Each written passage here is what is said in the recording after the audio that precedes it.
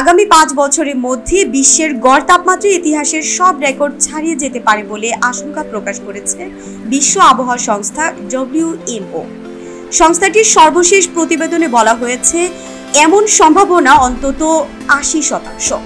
বিশেষজ্ঞদের মতে এই প্রবণতা মানব জাতি, প্রকৃতি এবং অর্থনীতির জন্য এক ভয়াবহ বার্তা বহন করছে।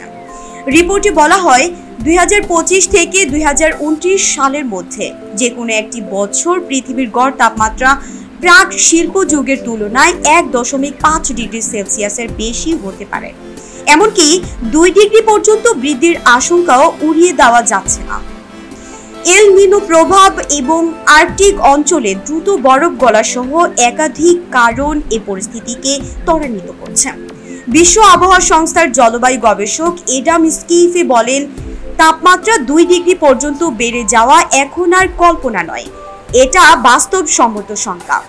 এই পরিস্থিতি প্যারিস জলবায়ু চুক্তির লক্ষ্য পূরণকে আরো কঠিন করে তুলছে, যেখানে বৈশ্বিক উষ্ণতা 1.5 ডিগ্রির নিচে রাখার প্রতিশ্রুতি ছিল।